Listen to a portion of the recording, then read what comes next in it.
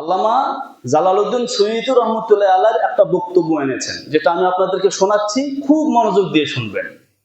মনে রাখবেন, তাফসিরের উৎস মোটের উপরে 6টা। কয়টা? মানে আপনি যখন তাফসির করতে যাবেন, তো আপনার এই তাফসিরটা এই 6 উৎসের কোনো একটার মধ্যে পড়তে হবে। এই 6টার বাহিরে গিয়া কেউ যদি কোরআনের তাফসির করে, ওই তাফসিরকে বলা হবে তাফসির বিল রায়, মন মতো তাফসির, গুনাহে কাবিরা, হারাম, নাজায়েজ। আসসালামু আলাইকুম ওয়া রাহমাতুল্লাহি ওয়া বারাকাতুহু।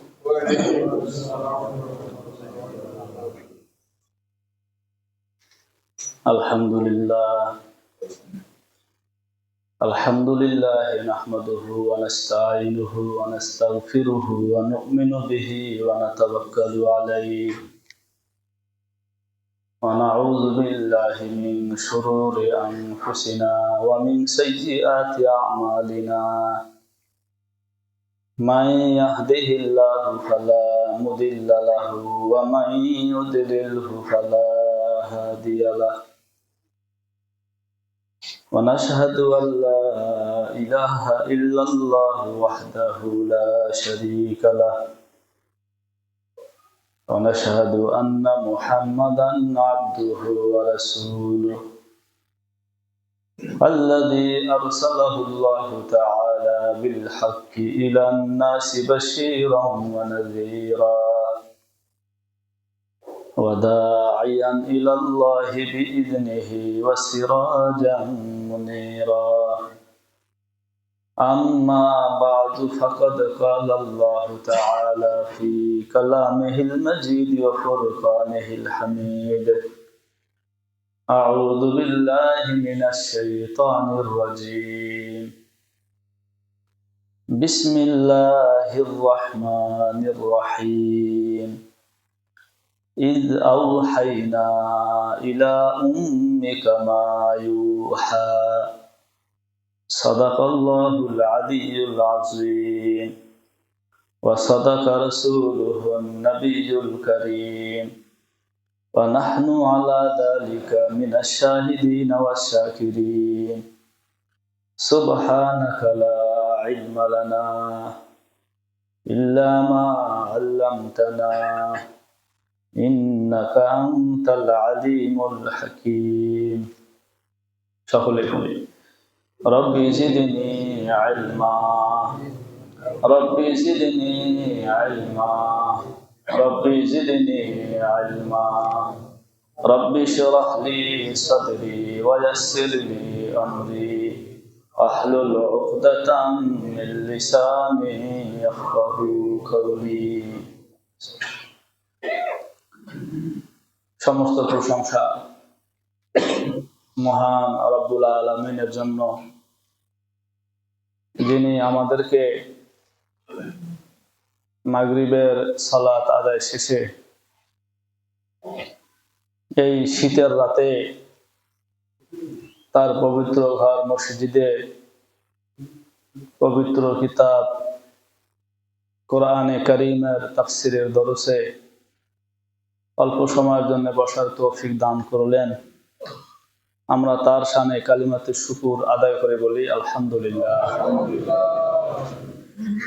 এবং অসংখ্য অগণিত দরুদ ও সালাম বর্ষিত হোক সাইয়্যিদুল মুরসালিন খাতামুন নবিয়্যিন রাহমাতুল লিল আলামিনের পবিত্র রূহের উপর, যার উম্মত হওয়ার পরম সৌভাগ্য আল্লাহ আমাদেরকে দান করেছেন। আমরা তার শানে সংক্ষেপে দরুদ পাঠ করি, সকলে বলি সাল্লাল্লাহু আলাইহি ওয়াসাল্লাম। আমাদের সাপ্তাহিক ধারাবাহিক তাফসিরের আজকের আলোচ্য বিষয় সূরা তাহা, আয়াত নং 38 থেকে শুরু করে আয়াত নং 44 পর্যন্ত, মোট 7টি আয়াত, 38 থেকে 44। আল্লাহ রাব্বুল আলামিন তৌফিক দান করলে তিলাওয়াতকৃত আয়াত সহ মোট 7টি আয়াতের সরল অনুবাদ, সংক্ষিপ্ত ব্যাখ্যা এবং শিক্ষা আমি আপনাদের সামনে তুলে ধরার চেষ্টা করব ইনশাআল্লাহ। আমা তাওফীকি ইল্লা বিল্লাহিল আলিয়্যিল আযীম। অত্যন্ত চমৎকার একটি বিষয় আজকের তাফসীরের আলোচ্য বিষয়। যদি মনোযোগ দিয়ে শোনেন দেখবেন আয়াতের অর্থ, ঘটনার ধারাবাহিকতা আল্লাহ তাআলা এমন ভাবে সেট করেছেন, মনে হয় লরিতে মুক্তার দানা একটার পর একটা গাঁথা হয়েছে। এবং আল্লাহ রাব্বুল আলামিন কিছু করতে চাইলে সেটা কিভাবে করেন, সমস্ত বাধাকে উপেক্ষা করে সব কিছুর ভেতর দিয়ে যেটা বাহ্যত অসম্ভব মনে হয়, এরকম অসম্ভবকেও আল্লাহ তাআলা খুব বেশি সম্ভব করে তিনি তার কার্য সম্পাদনে সক্ষম। এর একটা উজ্জ্বল দৃষ্টান্ত আমরা আজকে তাফসীর থেকে পাবো ইনশাআল্লাহ। আমি আজকের আলোচনাটা খুব ভালো করে বোঝার জন্য একটু পিছনের আলোচনা থেকে টেনে আনছি। আপনারা যারা নিয়মিত তাফসীরে বসেন সবার জানা থাকার কথা, হযরত মূসা আলাইহিস সালাম এর ঘটনা শুরু হয়েছে উক্ত সূরা তথা সূরা তাহা এর 9 নম্বর আয়াত থেকে। কয় নম্বর? 9 নম্বর। মূলত আমাদের তাফসীর কিন্তু সূরা তাহার তাফসীর, তাই না? হযরত মূসা আলাইহিস সালামের ঘটনা আল্লাহ তাআলা কেন আনলেন, প্রশ্ন উত্তর এগুলো চলে গেছে। এই কথাগুলোর পুনরাবৃত্তি করলে আলোচনা লম্বা হয়ে যায়। আমি একটু সংক্ষেপ করেই বলার চেষ্টা করছি। তো 9 নম্বর আয়াত থেকে মূলত হযরত মূসা আলাইহিস সালাম এর ঘটনা শুরু হয়েছে। আয়াত নং 9 থেকে শুরু করে আয়াত নং 36 পর্যন্ত মোট 28টি আয়াতে আল্লাহ রাব্বুল আলামিন হযরত মূসা আলাইহিস সালাম এর একটি ঐতিহাসিক সফর এবং এই সফরে আল্লাহ রাব্বুল আলামিন হযরত মূসার প্রতি যে অনুগ্রহ করেছেন এরকম কিছু অনুগ্রহের কথা এখানে উল্লেখ হয়েছে। যেমন আল্লাহর একটা বড় অনুগ্রহ এই সফরে মূসার প্রতি হয়েছে, সেটা হলো এই, আল্লাহ তাআলা হযরত মূসার সাথে কথা বলেছেন। সুবহানাল্লাহ। কি বলেছেন? কথা বলেছেন। স্রষ্টা তার একজন সৃষ্টির সাথে কথা বলেছেন। যখন থেকে হযরত মূসাকে কালিমুল্লাহ বলা হয়। এই সফরে আল্লাহর পক্ষ হতে হযরত মূসার প্রতি আরেকটি আরো বড় অনুগ্রহ, সেটা হলো আল্লাহ তাআলা বলেন ওয়া আনা ইখতারতুকা, হে মূসা আমি তোমাকে নবী হিসাবে নির্বাচন করলাম। তার মানে এই সফরে হযরত মূসা কি হয়েছেন? নবী হয়েছে। এই সফরে আল্লাহ রাব্বুল আলামিন উক্ত ঘটনার ভিতর দিয়ে হযরত মূসা আলাইহিস সালামকে তার ধর্মের সমুদয় মূলনীতি শিক্ষা দিয়েছেন, তাওহীদের, রিসালতের এবং আখিরাতের। মনে করে কথাগুলো কি? তাওহীদ, রিসালত, আখিরাতের শিক্ষা দিয়েছেন। একই সাথে বড় বড় দুইটা মুজিজা দান করেছেন। একটা মুজিজা মূসার হাতের লাঠি, প্রয়োজনে সাপ খাওয়া, চিকন মোটা বড় ছোট প্রয়োজন অনুসারে সেটার রূপ আকার ধারণ করা। দ্বিতীয় আর একটা মুজিজা, বগলে হাত রাখলে হাত সূর্যের আলোর মতো কি করা? চকমক করা। এই যে অনুগ্রহ, হযরত মূসাকে নবী বানানো, তার ধর্মের সমুদয় শিক্ষা দান করা, এরপরে মূল যে বিষয়টা, একজন মানুষ যখন নবী হয়, যখন দায়িত্বশীল হয়, তখন তার কাজ হয় ওই দায়িত্ব পালন করা। তো আল্লাহ তাআলা হযরত মূসাকে বললেন, যেহেতু আমি তোমাকে নবী বানালাম, তোমার ধর্মের সমুদয় মূলনীতি তোমাকে শিক্ষা দিলাম, সহায়ক হিসাবে দুইটা মুজিজাও দান করলাম, এখন তুমি তোমার কর্তব্য পালনে নেমে পড়ো। কি সেটা? ইযহাব ইলা ফিরআউন, ফিরআউনের কাছে যাও, দায়িত্ব পালন করো, তাকে তাওহীদের দিকে ডাকো। এই তো ঘটনা। তখন হযরত মূসা আলাইহিস সালাম আল্লাহর কাছে 5টা জিনিসের আবেদন করেছিলেন। কয়টা? 5টা বিষয় কি কি আমি আপনাদেরকে শুনিয়েছি। রাব্বি ইশরাহ লি সাদরি ওয়া ইয়াসসির লি আমরি ওয়াহলুল উকদাতাম মিন লিসানি ইয়াফকাহু কাওলি, তারপরে ওয়াজআল লি ওয়াজিরাম মিন আহলি। মনে পড়ে তো যে আমাকে হিম্মত দান করেন, আমার কাজকে সহজ করেন, আমার মুখের জড়তা দূর করেন, হ্যাঁ, আমার পরিবার থেকে আমার একজন সহায়ক দান করেন, সে হবে আমার ভাই হারুন, তাকেও নবী বানান। 5টা জিনিসের আবদার করেছিলেন। এই 5টা জিনিসের আবদার কিন্তু খোদ মূসা আল্লাহর কাছে করেছেন, মানে আল্লাহর কাছে মূসা চেয়েছেন। 36 নম্বর আয়াতে এসে আল্লাহ তাআলা বললেন, ক্বালাকাদ উতিতা সু'লাকা ইয়া মূসা।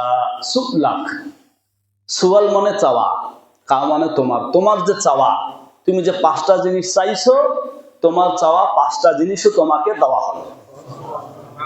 এই পর্যন্ত আমাদের ঘটনাটা ছিল। তাহলে আল্লাহ তাআলা হযরত মূসাকে নবী বানালেন, তাওহীদের শিক্ষা দিলেন, মুআজিজা দান করলেন। হযরত মূসার চাওয়ার প্রেক্ষিতে আরো 5টা বিষয় দান করলেন, হারুনকেও নবী বানালেন, তাই না? শেষে এসে আল্লাহ তাআলা নিজের থেকে প্রাসঙ্গিক একটা বিষয় নিয়ে আসলেন। মূসা, তুমি তো আমার কাছে চাইলা, চেয়েছো, তোমার চাওয়ার প্রেক্ষিতে আমি তোমাকে দান করলাম। এমন অনেক অনুগ্রহ আছে, তুমি চাও নাই, তাও আমি তোমাকে দান করেছি। তখন তোমার মধ্যে চাওয়ার যোগ্যতাও হয় নাই, তাও আমি তোমাকে দান করেছি। সে কথাটা আল্লাহ তাআলা 37 নম্বর আয়াতে বললেন, ওয়ালাকাদ মানান্না আলাইকা মাররাতান উখরা। কি আজীব কথা, কি যে ভালো লাগে। কিছু মুআজিজা মূসাকে দান করলেন, অনেকগুলো অনুগ্রহ দান করলেন, শেষে এসে বললেন, তুমি তো চাইছো, তোমার চাওয়ার জন্য দিলাম, তাই না?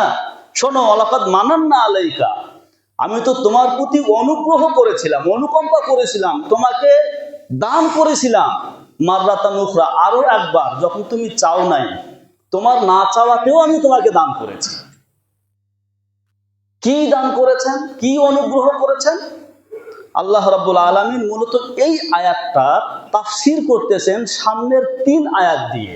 আয়াত দিয়ে, যেই 3টা আয়াতে ওই যে আল্লাহ তাআলা বললেন, তুমি চাও নাই, তাও আমি তোমার উপর অনুগ্রহ করেছিলাম, এরকম 2টা অনুগ্রহের কথা বলেছেন। কয়টা? তাহলে এটা হচ্ছে 37 নম্বর আয়াত। আয়াতগুলো মনে রাখেন। তাহলে 37 নম্বর আয়াতে আল্লাহ তাআলা বললেন, আমি তোমাকে তোমার না চাওয়াতেও অনুগ্রহ করেছি। প্রশ্ন আসে, কি অনুগ্রহ? তো এই আয়াতের তাফসীর পরবর্তী 3 আয়াতে এসেছে 2টা অনুগ্রহের কথা। এরপরে 4 আয়াতে এসেছে তার মূল কর্তব্যের কথা, ওই যে ইযহাব ইলা ফিরাউন, ফিরাউনের কাছে যাও। তাহলে 3 আর 4 আয়াত হলো কয়টা? 7টা। তাহলে প্রথম 3 আয়াতে, 37 নম্বর আয়াতে যে অনুগ্রহের কথা আল্লাহ তাআলা বলেছেন, এরকম 2টা অনুগ্রহের বিবরণ দিয়েছেন। শেষের 4 আয়াতে হযরত মূসার মূল যে দায়িত্ব, সেই দায়িত্বের দিকে মূসাকে আবার ফিরিয়ে নিয়েছেন, তোমার দায়িত্ব পালন করো। তাহলে ব্যাপারটা এমন হলো, এটা একটা এলমি কথা বলছি, এবার সবাই মনোযোগ দিয়ে শুনবেন। হয়তো এটা যদি শোনেন, মনোযোগ দিয়ে বোঝেন, মনে রাখেন, সামনে হয়তো কোনো গুমরাহি থেকেও নিজেকে বাঁচাতে সক্ষম হবে। সেটা কি দেখেন, 37 নম্বর আয়াতের তাফসীর পরবর্তী 3 আয়াত 38, 39, 40। এটা একটা তাফসীরের ধরন। বলেন, এটাও একটা তাফসীরের কি ধরন? আল্লামা খালেদ সাম্বুলি রহমতুল্লাহি আলাইহি, তিনি কিছু মুহাজারা, প্রবন্ধ লিখেছিলেন, যেগুলোকে বলা হয় মুহাজারায়ে ইলমিয়া। আমার সংরক্ষণে আছে এত বড় একটা বই, মুহাজারায়ে ইলমিয়া, এলমি কিছু প্রবন্ধ। সেখানে তিনি তাফসীরের একটা প্রসঙ্গ এনেছেন। তাফসীরের প্রসঙ্গ আনতে গিয়ে আল্লামা সুয়ুতি, নাম শুনছেন? আল্লামা জালালউদ্দিন সুয়ুতি, যিনি তাফসীরে জালালাইন লিখেছেন, আল্লামা জালালউদ্দিন সুয়ুতি রহমতুল্লাহি আলাইহির একটা বক্তব্য এনেছেন, যেটা আমি আপনাদেরকে শোনাচ্ছি, খুব মনোযোগ দিয়ে শুনবেন। মনে রাখবেন, তাফসীরের উৎস মোটের উপরে 6টা। কয়টা? মানে আপনি যখন তাফসীর করতে যাবেন, তো আপনার এই তাফসীরটা এই 6 উৎসের কোন একটার মধ্যে পড়তে হবে। এই 6টার বাহিরে গিয়া কেউ যদি কোরআনের তাফসীর করে, ওই তাফসীরকে বলা হবে তাফসীর বিল রায়, মন মতো তাফসীর, গুনাহে কাবিরা, হারাম, নাজায়েজ। তাহলে বলেন তো, তাফসীরের উৎস কয়টা? 6টা। তাফসীরের প্রথম উৎস হচ্ছে খোদ কোরআন। কি? কোরআন। যেমন দেখেন, সূরা ফাতিহার মধ্যে এসেছে ইহদিনাস সিরাতাল মুস্তাকিম। অর্থ কি? আমাদেরকে সরল পথে পরিচালিত করুন। সিরাতাল্লাযীনা আনআমতা আলাইহিম, সরল পথ কোনটা? সিরাতাল্লাযিনা, তাদের পথ আপনি যাদের প্রতি ইনাম করেছেন। এবার আসুন তো সূরা ফাতিহায় খোঁজেন তো, পুরা 7 আয়াতের কোন আয়াতে কি এটা লিখছে আল্লাহ তাআলা কাদের প্রতি অনুগ্রহ করেছিলেন? নাই। সেটা কোরআনে কারিমের আবার আরেক জায়গায় এসেছে। তাহলে সূরা ফাতিহার এই আয়াতের তাফসীর আমরা কোরআনের মধ্যেই আরেক জায়গায় খুঁজে পাইলাম। যেমন আজকে 37 নম্বর আয়াতের তাফসীর পরবর্তী 3 আয়াতে খুঁজে পেলাম। এটা হচ্ছে তাফসীরের প্রথম উৎস, খোদ কোরআন। এটাকে বলা হয় তাফসীরুল কোরআন বিল কোরআন। সবাই একবার বলেন আমার সাথে, তাফসীরুল কোরআন। না বলতে হবে, সবাইকে বলতে হবে, বলেন। মানে কোরআনের তাফসীর কোরআন দিয়ে করা। বলেন, কোরআনের তাফসীর। তাফসীরের প্রথম উৎস খোদ কোরআন। তাহলে আমরা যখন কোন আয়াতের তাফসীর কোরআনে কারিমের আরেক আয়াতের আলোকে পাবো, নিঃসন্দেহে আমরা সেটাকে গ্রহণ করব। ওকে, এই তাফসীর ঠিক আছে। তাফসীরের দ্বিতীয় উৎস হচ্ছে সুন্নাহ। কি? সুন্নাহ, নবীজির মুখনিসৃত বাণী, হাদিস। এটাকে বলা হয় তাফসীরুল কোরআন বিল আহাদিসিশ শরীফা। কোরআনের তাফসীর করা নবীজির হাদিস দ্বারা। আল্লাহ তাআলা কোরআনে বলেছেন, লিতুবায়্যিনা লিন-নাস, হে রাসূল, আমি তোমার উপরে কোরআন নাজিল করেছি, তুমি এটার বিবরণ মানুষকে শোনাবে। তো নবীজি কোরআনের যেই আয়াতের যেই ব্যাখ্যাটা উম্মতকে শুনিয়েছেন, ওই আয়াতের ওইটা ব্যাখ্যা। এটাকে বলা হবে তাফসীরুল কোরআন বিল আহাদিসিশ শরীফা, মানে কোরআনের তাফসীর হাদিস দিয়ে করা। কয়টা উৎস পাইলেন? কথা কি বুঝতেছেন আপনারা? 3 নম্বর তাফসীর, যেটাকে বলা হয় তাফসীরুল কোরআন বি আকওয়ালিস সাহাবা। সাহাবার কোন বক্তব্যের আলোকে কোরআনে কারিমের কোন আয়াতের তাফসীর করা, যে এই আয়াতের তাফসীরে অমুক সাহাবা এই কথা বলেছেন, ওকে, এই তাফসীর সঠিক। এটাকে কি বলা হবে? তাফসীরুল কোরআন বি আকওয়ালি সাহাবা।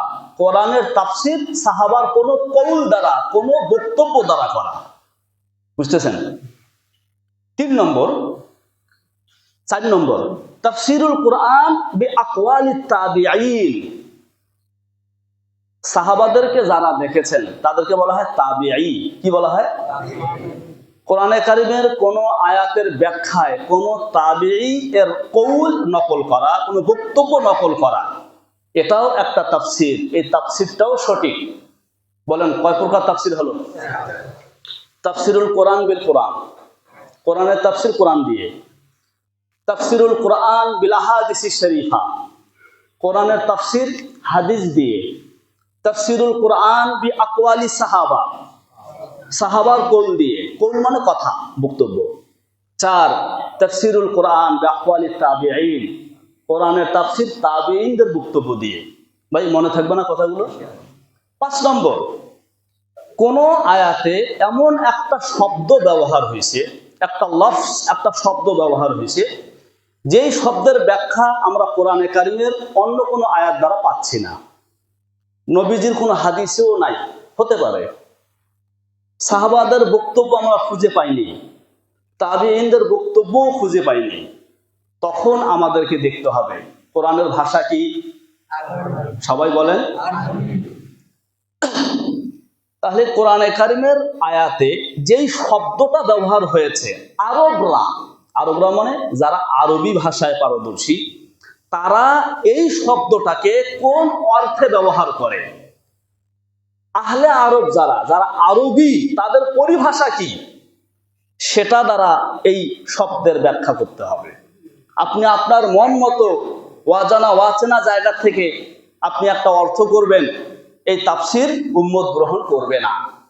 তাহলে ওই অবস্থায় ওই শব্দের তাফসীর করতে হবে আরব ভাষায় তারা এই শব্দকে যেই অর্থে ব্যবহার করে এবং ব্যাপকভাবে ব্যবহার করে, ওই অর্থটা এই শব্দের করে ব্যাখ্যা করতে হবে।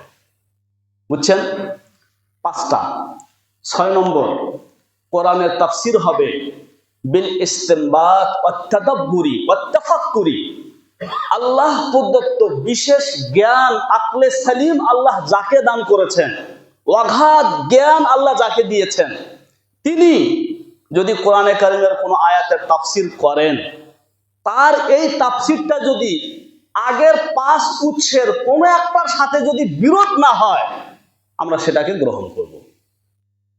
বুঝতেছেন কি কথাগুলা?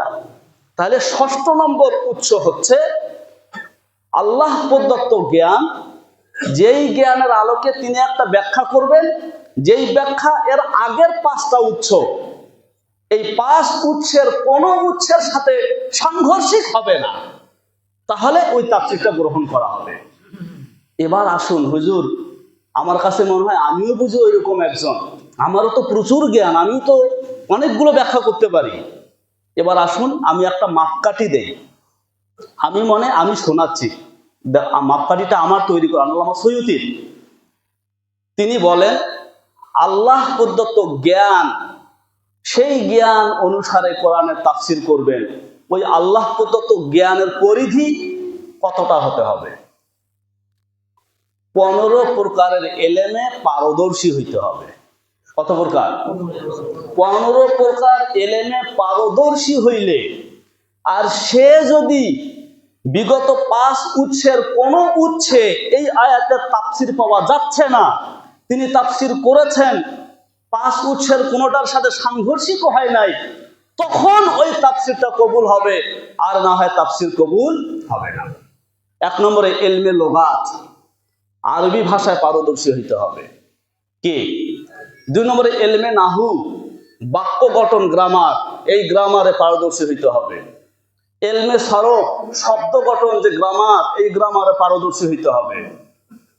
4 নম্বরে ইলমে ইশতিকাক, প্রত্যেকটা শব্দের একটা মূল উৎস থাকে, সেখান থেকে শব্দের উৎপত্তি হয়, এই শব্দের মূল উৎস কি, এটাকে আরবিতে বলা হয় ইলমুল ইশতিকাক। ইলমুল ইশতিকাকে পারদর্শী হইতে হবে। অলংকার শাস্ত্র, ইলমুল মাআনি, ইলমুল বায়ানি, ইলমুল বাদিঈ, এই অলংকার শাস্ত্রে পারদর্শী হইতে হবে। ইলমুল কিরাত, কেরাত শাস্ত্রে পারদর্শী হতে হবে। কোরআন শরীফ কত ভাষায় কতভাবে পড়া যায়, ভাষা তো একটাই, কতভাবে পড়া যায়, জান না? 7টা তরিকা আছে, ওইটাতে পারদর্শী হইতে হবে। ইলমে ফিকহ, এই ইলমে পারদর্শী হইতে হবে। ইলমে উসুলে ফিকহ পারদর্শী হইতে হবে। ইলমে উসুলে কালাম আল আকায়েদে পারদর্শী হইতে হবে। আসবাবুন নুজুল আল কিসাস, এই ইলমে পারদর্শী হইতে হবে। কথা বুঝলেন না? বুঝলেন না? সর্বশেষ খোদা দাত সালাহিয়াত তার মধ্যে থাকতে হবে। এরকমের 15টা এলেম যদি কারোর মধ্যে থাকে এবং হর এলেমে সে যদি পারদর্শী হয়, তখন বলা হবে এর মধ্যে আল্লাহ প্রদত্ত বিশেষ জ্ঞান আছে, এই জ্ঞানের আদলে সে তাফসীর করতে পারে। তাও শর্ত আগের 5টা উৎসের সাথে সংঘর্ষ না হওয়া। খুব ভালো করে এগুলো মনে রাখবেন। যে কেউ কোরআনের তাফসীর করবে, এটা কি গ্রহণ করা যাবে? হ্যাঁ, কোন লিখিত তাফসীরের রেফারেন্স দিয়ে যদি কেউ কোনো কথা বলে, ঠিক আছে, কিন্তু যদি বলে আমি এই আয়াত থেকে এরকমটা বুঝতেছি, মনে হয় এটা দিয়ে এরকম কিছু বুঝাইছে, তোমার এই মনোহাওয়াকে ফেলাই দাও। কোথাও কোনো জায়গায় যদি পেয়ে থাকো সেটা পেশ করো, কারণ তোমার মধ্যে সেই যোগ্যতা নাই যে তুমি মনোহায়ের উপরে কোরআনের কোনো কি করতে পারো, তাফসীর করতে পারো। সবাই মুফাসসির সাজতে পারে? খুব ভালো করে এই জিনিসটা মনে রাখতে হবে। তাহলে তাফসীরের 6 উৎসের এক উৎসের নাম হচ্ছে তাফসীরুল কোরআন বিল কোরআন। আজ আমাদের সেটাই হয়েছে। 37 নম্বর আয়াতের তাফসীর পরবর্তী 3 আয়াতে এসেছে। 37 নম্বর আয়াতে আল্লাহ তাআলা কি বললেন? যে আমি তাকে অনুগ্রহ করেছি, সে চায় নাই। কি অনুগ্রহ? চলেন এবার আমরা শুনি। খুব মজার গল্প। আল্লাহ তাআলা শোনাচ্ছেন, ইজ আওহাইনা ইলা উম্মিকা মা ইউহা। ইজ অর্থ যখন, বলেন ইজ অর্থ কি? যখন। আওহাইনা, আমি ওহির মাধ্যমে বলেছিলাম, ইলা উম্মিকা, তোমার মাকে। উম্মুন মানে কি? মা। তোমার মা বলতে মূসাকে শোনাচ্ছে কথাটা। হে মূসা, আমি তোমার মাকে ওহির মাধ্যমে বলেছিলাম, মা ইউহা, যা এখন ওহির মাধ্যমে তোমাকে জানানো হচ্ছে। এটা শৈশবের গল্প না? তো তোমার শৈশবকালে তোমার মাকে আমি কি বলেছিলাম, এখন ওহির মাধ্যমে সেটা আমি তোমাকে সরাসরি জানাচ্ছি। কি সেটা? চলুন পরবর্তী আয়াতে। আনিকজি ফিহি ফিত তাবুত ফাকজি ফিহি ফিল ইয়াম। ইকজিফি এটা হচ্ছে আদেশ সূচক ক্রিয়া, মানে কোনো কিছু নির্দেশ করার জন্য ইকজিফি শব্দটা আসে। এখানে একটা কথা মনে রাখেন, যারা মোবাইলে দেখতেছেন আয়াতটা তাদের জন্য আরো সহজ। ইকজিফি এর আগে একটা আন শব্দ এসেছে, আনিকজিফিহি। এই আনটাকে বলা হয় আনে তাফসিরিয়া, মানে এই আনটা কোনো কিছুর ব্যাখ্যার জন্য আসে। দেখেন 38 নম্বর আয়াতে আল্লাহ তাআলা কিন্তু বলেছে যে তোমার মাকে ওহির মাধ্যমে যেই কথাটা আমি বলেছিলাম এখন ওহির মাধ্যমে আমি তোমাকে বলছি। কোন সে কথা সেটা জানার দরকার আছে না? পরের আয়াতে সেটাই মূলত জানানো হচ্ছে। তাহলে 38 নম্বর আয়াতে ওহির মাধ্যমে যেই কথার কথা উল্লেখ হয়েছে, পরবর্তী আয়াতে সেই কথাটাই উল্লেখ করা হচ্ছে যে ওহির মাধ্যমে কি জানাইছিলাম। তাহলে আন এটা আগের আয়াত, 38 নম্বর আয়াতের তাফসীর। তোমার মাকে ওহির মাধ্যমে যেটা বলেছিলাম আমি তোমাকে বলছি, সেটা কি আন দ্বারা এখন ব্যক্ত করা হচ্ছে। সেটা হলো এই কি, ইকজিফি তুমি রাখো, ফিত তাবুত, তাবুত মানে সিন্দুক, তাবুত মানে কি, তুমি তাকে সিন্দুকের ভিতরে রাখো, ফাকজিফিহি ফিল ইয়াম্মি, অতঃপর সেটাকে দরিয়ায় ফেলে দাও। তাহলে মূসাকে আল্লাহ তাআলা শোনাচ্ছেন, তুমি যখন জন্মগ্রহণ করেছিলা তো তোমার মাকে আমি বলেছিলাম যেন তোমাকে একটা সিন্দুকে রাখে আর সিন্দুকটা যেন দরিয়ায় ফেলে দেয়। আসলে মূল ঘটনাটা হলো এরকম, আমি সূরা তহা এবং সূরা কসাস সমন্বয় করে তর্জমা করতেছি, খুব ভালো লাগবে। মূল ঘটনাটা হলো এই, এক জ্যোতিষী ফেরাউনকে খবর দিয়েছিল যে বনি ইসরাইলে এক শিশুর জন্ম হবে, যেই শিশুর হাতে তোমার রাজ্যের পতন ঘটবে। তখন ফেরাউন তার এই ক্ষমতাকে টিকায় রাখার জন্য বনি ইসরাইলে জন্মগ্রহণ করা সকল শিশুকে হত্যার নির্দেশ দিল। এই মর্মে একটা দলেই সে গঠন করলো, যাদের হাতে চাকু থাকতো এরা বনি ইসরাইলে অলিতে গলিতে ঘোরাফেরা করতো। তাফসিরে মারিফুল কোরআনে এসেছে, যখনই কারো বাড়িতে বাচ্চা হয়েছে সংবাদ শুনতো, ছেলে বাচ্চা, গিয়ে ওটাকে জবাই করে ফেলতো। তাহলে ক্ষমতাকে কুক্ষিগত করার জন্য, ক্ষমতাকে টিকায় রাখার জন্য মানুষ হত্যার পথ বেছে নেওয়া, এটার সূচনা হয়েছিল ফিরআউন থেকে। কার থেকে? আমরা এরকম নজির আমাদের দেশেও দেখেছি। ক্ষমতাকে টিকায় রাখার জন্য যা করার দরকার করো, যত ঘটনা ঘটানোর দরকার ঘটাও, সে যেই শ্রেণীর মানুষ হোক। বুঝতেছেন তো ইশারা কোন দিকে করতেছি? যত ঘটনা ঘটানোর দরকার হয় ঘটাক, আমার ক্ষমতা টিকায় রাখতে হবে। মূলত ক্ষমতাকে টিকায় রাখার জন্য গুম খুনের রাজনীতি, মানুষকে হত্যার পথ বেছে নেওয়া, এটা ফিরআউনের শেখানো পদ্ধতি। যারা এই পদ্ধতি গ্রহণ করে তারা ফিরআউনের দোষর, সোজা কথা। তারা তাদের পথটাকে, ওই ফিরআউনের পথটাকে গ্রহণ করেছে। কোনো ভালো মানুষ ক্ষমতাকে টিকায় রাখার জন্য গুম খুনের পথ বেছে নিতে পারে না। এটা ফিরআউন এই শিক্ষাটা দিয়েছে। তো সে কি করলো, বনি ইসরায়েলে যত শিশু জন্মগ্রহণ করে বাস এদেরকে হত্যা করো, মারো। এভাবে মারতে শুরু হইলো, হাজার হাজার শিশুকে মারলো। চিন্তা করলো যদি সব পুরুষ মারা যায় আমাদের খেদমত করবে কারা, আমাদের এই যে নিম্ন শ্রেণীর কাজগুলো করবে কারা? ওরা তো ওদেরকে দিয়ে এই কাজগুলো করাতো। তাই এখন আর একটা পদ্ধতি বের করা হোক, 1 বছর জীবিত রাখা হবে, আর 1 বছর কি করা হবে, মারা হবে। কি আল্লাহ তাআলার ইচ্ছা! আল্লাহ চাইলে কিন্তু হযরত মূসাকে যেই বছরে মারা হবে না সেই বছরে দুনিয়াতে পাঠাইতে পারতেন কি না?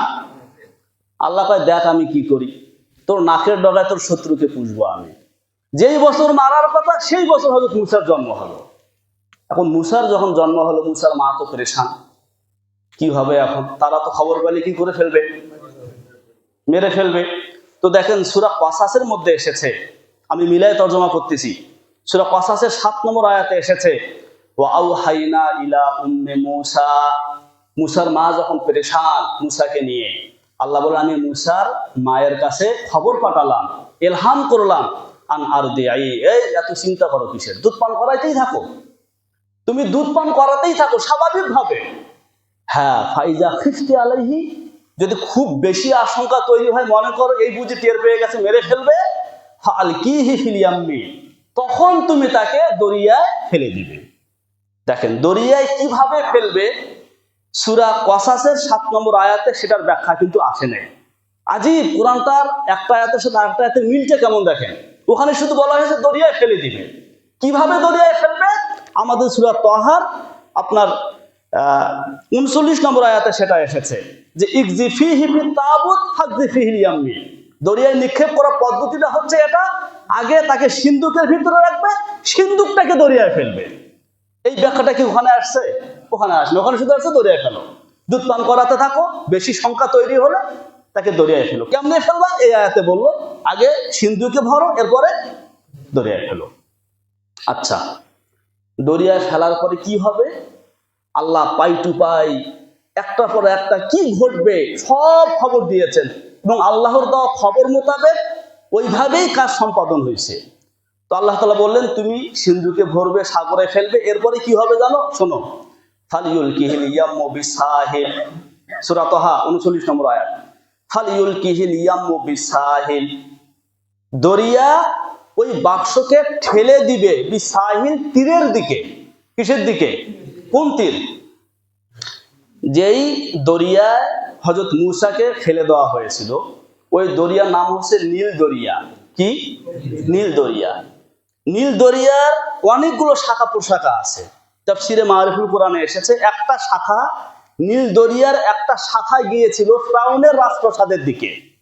তো আল্লাহ তাআলা বলছেন তুমি যখন নীল দরিয়ায় ফেলবা, তো নীল দরিয়ার যেই শাখাটা ফিরআউনের রাজপ্রাসাদের দিকে গেছে, এই নীল দরিয়া বাক্সটা ওই থেকে ঠেলে দিবে।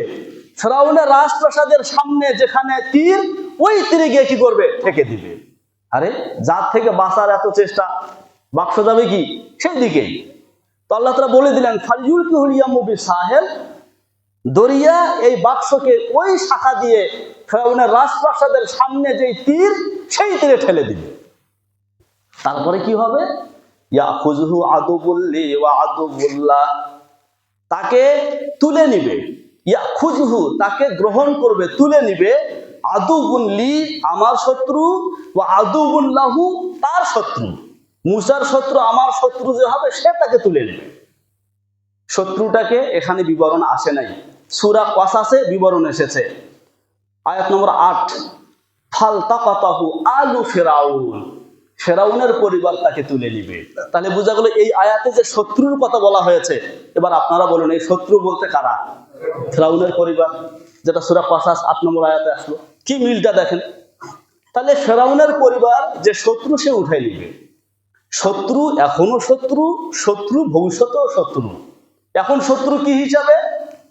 এক মূসার জন্য অসংখ্য অগণিত শিশু সন্তানকে ফেরাউন হত্যা করেছে। তাহলে ফেরাউন মূসার জন্য শত্রু না? শত্রু না। ভবিষ্যতে যখন মূসা নবী হয়ে এসে ফেরাউনকে দাওয়াত দিবে, তখনও ফেরাউন বেঁকে বসবে, মূসার শত্রু হবে। এখনো শত্রু, ভবিষ্যতেও শত্রু। এই শত্রু তাকে তুলে নিবে। সর্বনাশ! শত্রু যদি উঠায় নেয়, তাহলে তো মূসার মায়ের ভিতরে একটা ভয় কাজ হওয়ার কথা। আল্লাহ যেই ফেরাউন থেকে বাঁচার জন্য এত কিছু, সেই ফেরাউন তার লোকেরা আমার বাচ্চাকে উঠাই নিয়ে যাবে, তাহলে আমার বাচ্চা বাঁচবে কেমন করে? আল্লাহ তাআলা সূরা কসাসে বলে দিলেন তোমার শত্রুর হাতে তোমার বাচ্চা যাবে, তাই ভয় হয় তোমার বাচ্চাকে ওরা মেরে ফেলবে না। শোনো, ফালা তাখাফি ওয়ালা তাহজানি, এটা আবার সূরা কসাসে এসেছে। ওয়ালা তাখাফি ওয়ালা তাহজানি, তাখাফি খৌফ, তুমি ভয় করবে না। ওয়ালা তাহজানি হুজন, তুমি পেরেশানও হবে না। আজকে আমি বলি, খুব ভালো করে মনে রাখবেন, কোরআনে কারিমের বিভিন্ন জায়গায় এই শব্দ দুটো এসেছে, খৌফ এবং হুজন। বলেন খৌফ এবং হুজন। খুব সংক্ষেপে যদি বলি, খৌফ মানে ভয়, যেটার সম্পর্ক ভবিষ্যতের সাথে। অর্থাৎ ভবিষ্যতে কোনো বিপদ আপদ, কোনো কিছুর ব্যাপারে শঙ্কিত হইলে যেই ভয় তৈরি হয়, ওটাকে আরবিতে বলা হয় খৌফ। আর বিগত কোনো বিপদ আপদের কারণে মানুষের মধ্যে যে সংকীর্ণতা, ভেতর থেকে ভেঙে পড়ার অবস্থা তৈরি হয়, ওটার নাম হচ্ছে হুজন। ধরেন আপনার সামনে আপনার ছোট বাচ্চাটা মারা গেছে, তো এতে করে আপনার হৃদয় ভেঙে যাবে না? আপনি সংকীর্ণ হয়ে যাবেন না? মানসিকভাবে ভেঙে পড়বেন? এইটাকে বলা হয় হুজন। তাহলে খৌফের সম্পর্ক ভবিষ্যতে, আর হুজনের সম্পর্ক অতীতের সাথে। খৌফ এটার প্রতিক্রিয়া হলো কাজটা না করা, আর হুজন এটার প্রতিক্রিয়া হলো মনে মনে সংকীর্ণ হয়ে আসা। যখন দেখেন আমরা বিশ্বাস করি পরকাল আছে, জাহান্নাম আছে, সেখানে আগুন দিয়ে শাস্তি দেওয়া হবে, এই ভয় আমার ভিতরে যত বেশি কাজ করে আমি তত বেশি জাহান্নামীর কাছ থেকে বিরত থাকি না?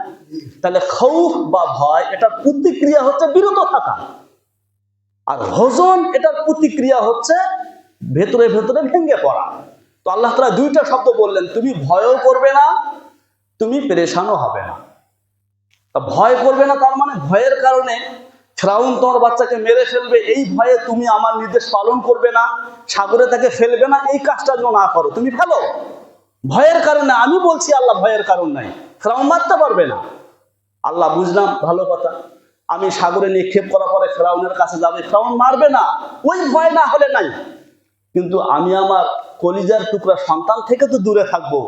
এই সন্তান থেকে দূরে থাকা একজন মা, এই যে কষ্টটা, এই কষ্টের জন্য যে আমি ভেঙে পড়বো, তাই ওয়ালা তাহজানি, পেরেশান হয়েও না, ইন্না রাদ্দুহু ইলাইক, আমি তোমার সন্তানকে আবার তোমার কাছেই ফেরত দিচ্ছি, দাঁড়াও একটু অপেক্ষা করো।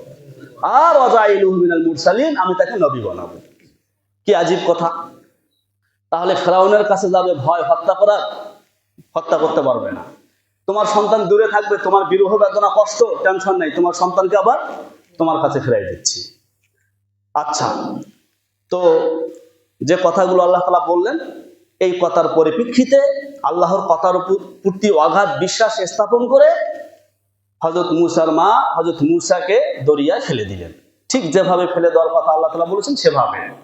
আর বাস্তবতায় যেটা হলো সেটা কি, ওই ফিরআউনের পরিবারের লোকরা সেটাকে কি করলো, তুলে নিয়ে গেল, ফিরআউনের রাজপ্রাসাদে নিয়ে গেছে। সবার আগে আসিয়ার সামনে সেটাকে পেশ করছে। যখন আসিয়ার সামনে পেশ করা হলো, ওই যে সিপাহী দলটা যাদের কাজ ছিল কি করা, শিশুদেরকে মেরে ফেলা, তারা তো বুঝে ফেলছে এই শিশু কার, বনি ইসরাইলের, তারাই তো বাঁচানোর জন্য এই পদ্ধতি অবলম্বন করেছে। তো তারা দৌড় দিয়ে আসলো, আসিয়াকে বললো, দাও, আমরা কি করব, জবাই করব। এখন রক্ষা করবে কিভাবে? ইস, আল্লাহ তাআলা তারপরে কি বলে দেখেন, ওয়া আলকাইতু আলাইকা মাহাব্বাতাম মিন্নি, হে মুসা, যখন তোমাকে ওই সিপাহীরা চেয়েছিল হত্যা করার জন্য, ওয়া আলকাইতু আলাইকা, আমি তোমার উপরে ঢেলে দিয়েছিলাম, মাহাব্বাতাম মিন্নি, আমার পক্ষ থেকে এক রাশ ভালোবাসা, মহব্বত, তোমার চেহারায় এমন ভালোবাসা ঢেলে দিয়েছিলাম, তোমাকে দেখার সাথে সাথে আসিয়া তোমার উপরে কি হয়ে গেছে, আসক্ত হয়ে গেছে, দুর্বল হয়ে গেছে। আসিয়া তখন আর ওদেরকে দিল না, বরং কি বলল, এই ভালোবাসার প্রভাব আসিয়ার উপরে কিভাবে পড়েছিল, সূরা কাসাসে আল্লাহ তাআলা বলেন, ফাকালাত ইমরাআতু ফিরআউন, আয়াত নম্বর 9, মুসাকে দেখার সাথে সাথে ওই ভালোবাসার প্রতিক্রিয়া হিসাবে ফিরআউনের স্ত্রী যে কথাটা বলেছিল সেটা হলো এই, কুররাতু আইনিল লি ওয়ালা, ওহে ফিরআউন, এ তো আমার এবং তোমার চোখের মনি। দেখেন, চোখের মনি বলে হয়ে গেল, লা তাকতুলু, আপনি একে দয়া করে হত্যা করবেন না। দেখছেন ভালোবাসার কি প্রতিক্রিয়া, চোখের পুতলি, ঠান্ডা চোখের মনি, একে আপনি হত্যা করবেন না। কেন? আসা আইয়ান ফাআনা, হয়তো সে আমাদের উপকারে আসবে, আও নাত্তাখিযাহু ওয়ালাদা, কিংবা আমরা তাকে সন্তান হিসেবে গ্রহণ করব। যার কারণে হাজার হাজার শিশু সন্তান জবাই করলো, আর সেই শিশুকে নাকি সন্তান বানাবে, ওদের নাকি উপকারে আসবে।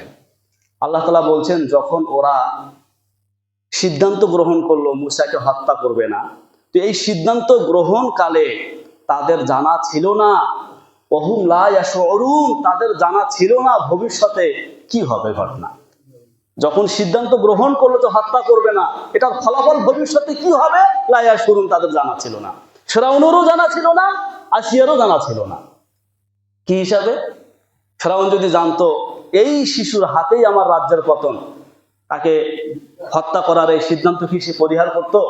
আচ্ছা, তার মানে ফলাফল জানা নাই। আসিয়ারও জানা ছিল না, যতটুকু জানা ছিল অতটুকু যথেষ্ট ছিল না। আসিয়া তো বলেছিলেন যে হয়তো আমার উপকারে আসবে। হযরত মূসা আসিয়ার কি পরিমাণ উপকারে এসেছে, এক মূসা আসিয়ার সম্মানকে কোন উচ্চ শিখরে পৌঁছে দিয়েছে, ওইটা আসিয়ারও জানা ছিল না। এতটুকু জানা ছিল উপকারে আসবে, অতটুকু যথেষ্ট ছিল না। কত সম্মান দান করেছেন মূসা, মূসার কারণে আসিয়া। নবীজি হাদিসে বলেছেন, পৃথিবীর ইতিহাসে শ্রেষ্ঠ 4 জন নারী। কয়জন নারী? 4 জন নারী শ্রেষ্ঠ। এর মধ্যে 1 নম্বর হযরত খাদিজাতুল কুবরা রাদিয়াল্লাহু তাআলা আনহা। কে? খাদিজা। 2 নম্বর হযরত ফাতেমাতু জাহরা রাদিয়াল্লাহু তাআলা আনহা। 3 নম্বরে হযরত মারিয়াম। 4 নম্বরে হযরত আসিয়া। পৃথিবীর শ্রেষ্ঠ 4 নারীর একজন হয়েছেন আসিয়া। কার বদৌলতে? মুসার বদৌলতে। সেটা কি আসিয়ার জানা ছিল? উপকারে আসবে বলেছিল, কিন্তু এত উপকারে আসবে শ্রেষ্ঠ 4 নারীর এক নারীতে রূপান্তরিত করবো, এটা আসিয়ারও জানা ছিল না। আর ফিরআউনের তো কিছুই জানা ছিল না। তারা হত্যা করলো না, তো রেখে দেওয়ার সিদ্ধান্ত হলো তাকে আর মারা হবে না। আল্লাহ তাআলা বলছেন, এই যে এত সব কাহিনী যে আমি করলাম, কেন? ওয়ালিতুসনা আলা আইনি, এজন্য যে যাতে তুমি আমার তত্ত্বাবধানে প্রতিপালিত হও। আল্লাহ তাআলার তত্ত্বাবধান কিভাবে? দেখুন, সাধারণত শিশু বাচ্চারা বাবা মায়ের প্রতিপালনে বড় হয়। বাবা মা তাদের জন্য অর্থ ব্যয় করে। হযরত মুসার বেলায় কি সেটা হয়েছে? সে শত্রুর কাছে প্রতিপালিত হয়েছে, পিতামাতা তার জন্য অর্থ ব্যয় করে নাই। তাহলে একজন মানুষ তার শত্রুর হাতে যখন প্রতিপালিত হয়, বোঝা যায় সেখানে তৃতীয় কোনো শক্তি কাজ করে। সেই শক্তিটার নাম হয়েছিল আল্লাহ রাব্বুল আলামিন। আল্লাহ বলছেন, আমি তোমাকে আমার তত্ত্বাবধানে তোমার শত্রুর হাতে কি করেছি? প্রতিপালন করেছি। আচ্ছা, এরপর আয়াতে দেখেন, এই যে তামসি উখতুকা ফাতাকুলু হাল আদুল্লুকুম আলা মান ইয়াকফুলু। আর 5 মিনিট বলে শেষ করে দেই। ইস্তামসি উখতুকা, আল্লাহ তাআলা হযরত মূসাকে বলছেন, তুমি স্মরণ করো সেই সময়ের কথা যখন তোমার বোন চলছিল বলতে ঘর থেকে বের হয়ে চলতে চলতে ফিরআউনের রাজপ্রাসাদ পর্যন্ত পৌঁছে গিয়েছিল। আসলে ঘটনাটা কি সেটা কসাসে এসেছে। আয়াত নম্বর 11। বলেন, আয়াত নম্বর কি? 11। যখন মুসার মা মুসাকে দরিয়ায় ফেলে দিলেন, হাজার হলেও মা, তার মন তো টেকে না।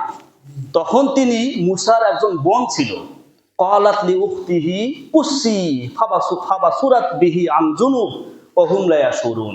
মুসার যে বোন ছিল, মুসার মা মুসার বোনকে বলল, তুমি পেছনে পেছনে চলবে।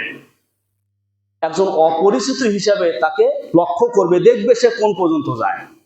তো এই যে মুসার মা মুসার বোনকে যে নির্দেশ দিয়েছিলেন, সেই হিসাবে মুসার বোন পিছনে পিছনে চলছে আর লক্ষ্য করছে দেখি কি হয়। তো যেহেতু তাকে ফিরআউনের রাজপ্রাসাদে নেওয়া হয়েছে, তো মুসার বোনও কোথায় গেলেন? ফিরআউনের রাজপ্রাসাদে চলে গেলেন একজন অপরিচিত হিসাবে। সেটাই আল্লাহ তাআলা বলেন, ইস্তামসি উখতুকা, যখন তোমার বোন চলতে লাগলো আর ফিরআউনের রাজপ্রাসাদ পর্যন্ত চলে গেল। চলে যাওয়ার পরে কি হলো? ফাতাকুলু, সে বলল, হাল আদুল্লুকুম, আমি কি তোমাদের সন্ধান দেব আলা মান, এমন কারো, ইয়াকফুলু, যে এই বাচ্চার লালন পালনের দায়িত্ব নিবে। আচ্ছা, এই কথাটা কেন বলার প্রয়োজন হলো? প্রয়োজনটা এই জন্য হলো, যেহেতু শিশু মুসাকে তারা আর হত্যা করবে না, তো তাকে দুধ পান করানোর প্রয়োজন হবে কি হবে না? বহু ধাত্রী আনা হয়েছে, কোন ধাত্রীর দুধে সে কি দেয় না? মুখ দেয় না। দেবেই বা কেমন করে? সূরা কসাসে আল্লাহ তাআলা তো স্পষ্ট বলেছেন, ওয়া হাররামনা আলাইহিল মাওয়াদিআ মিন ক্বাবলু, 12 নম্বর আয়াতে, যে আমি তো মুসার জন্য নিষেধ করে দিয়েছিলাম অন্য কোনো মায়ের সে দুধ পান করবে না। তো সে কিভাবে পান করবে? তো যেই ধাত্রী আনা হয়, কারো সে দুধে কি দেয় না? মুখ দেয় না। তো এই পরিস্থিতি যখন সামনে আসলো, জটিল একটা পেরেশান চিন্তা, এখন কি করা হবে?